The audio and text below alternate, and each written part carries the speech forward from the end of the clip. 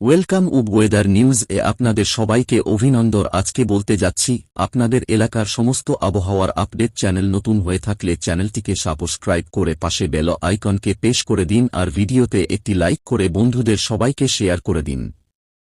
আজকের 12 এপ্রিল 2026 পশ্চিমবঙ্গের সমস্ত জেলার আবহাওয়ার বিস্তারিত আপডেট বলছি।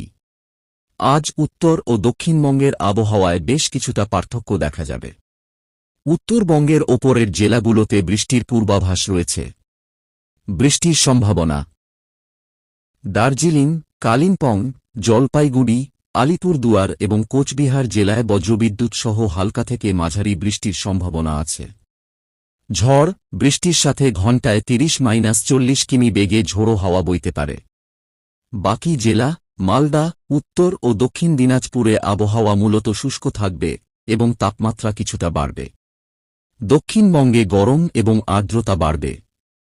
শুষ্ক আবহাওয়া কলকাতা, হাওড়া, হুগলি, উত্তর ও দক্ষিণ 24 পরগনা, পূর্ব মেদিনীপুর, নদিয়া এবং মুর্শিদাবাদে আজ আবহাওয়া মূলত শুষ্ক থাকবে। বৃষ্টির সম্ভাবনা নেই বললেই চলে।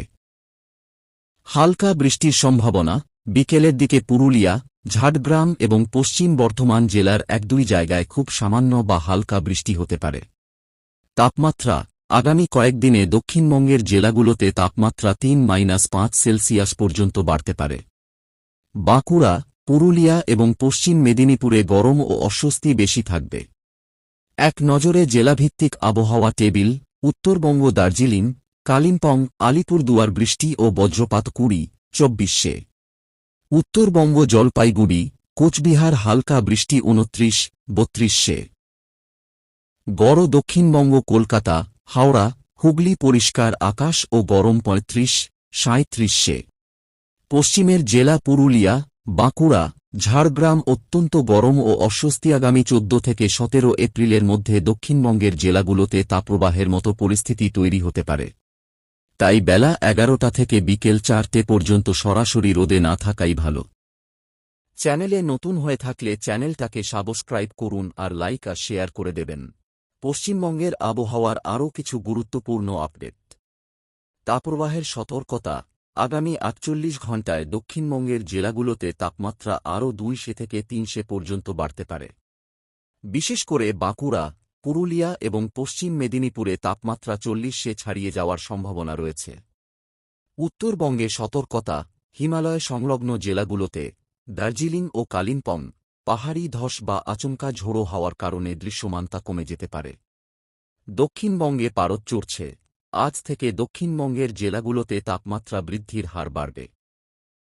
কলকাতাসহ পার্শ্ববর্তী জেলাগুলোতে সর্বোচ্চ তাপমাত্রা 36 থেকে 38 পর্যন্ত পৌঁছাতে পারে। উত্তরবঙ্গে বৃষ্টির দাপট দার্জিলিং, কালিম্পং এবং আলিপুরদুয়ারে বজ্রবিদ্যুৎ সহ মাঝারি বৃষ্টির সম্ভাবনা রয়েছে। পাহাড়ি এলাকায় ঘণ্টায় 30-40 কিমি বেগে ঝোড়ো হাওয়া বইতে পারে। লুয়ের পূর্বাভাস হিরওয়ার্ড আগামী 3-4 দিনের মধ্যে বাঁকুড়া, পুরুলিয়া এবং বীরভূমের মতো জেলাগুলোতে তাপমাত্রা 40 ছাড়িয়ে যেতে পারে, যার ফলে লু বা তাপপ্রবাহের পরিস্থিতি তৈরি হওয়ার আশঙ্কা রয়েছে। অস্বস্তিকর গরম বাতাসে জলীয় বাষ্পের পরিমাণ বেশি থাকায় দক্ষিণবঙ্গে বৃষ্টির বদলে ঘাম এবং ভ্যাপসা গরমের দরুন জনজীবন নাজেহাল হতে পারে। কালবৈশাখীর আপডেট আপাতত দক্ষিণবঙ্গের সমতল জেলাগুলোতে কালবৈশাখীর কোনো সম্ভাবনা নেই। আকাশ মূলত পরিষ্কার থাকবে। সমুদ্র উপকূল, দীঘা, মন্দারমণি এবং বকখালি সংলগ্ন এলাকায় বাতাসের গতিবেগ কিছুটা বেশি থাকবে, ঘণ্টায় 15-20 কিমি। মৎস্যজীবীদের জন্য আপাতত কোনো বড় সতর্কতা নেই, তবে বিকেলের দিকে উত্তাল সমুদ্রের কারণে পর্যটকদের সাবধানে থাকতে বলা হয়েছে। জলীয় বাষ্পের প্রভাব বঙ্গোপসাগর থেকে প্রচুর পরিমাণ জলীয় বাষ্প দক্ষিণবঙ্গে প্রবেশ করছে। এর ফলে তাপমাত্রা যতটা তার চেয়েও 5-6 ডিগ্রি বেশি গরম অনুভূত হবে।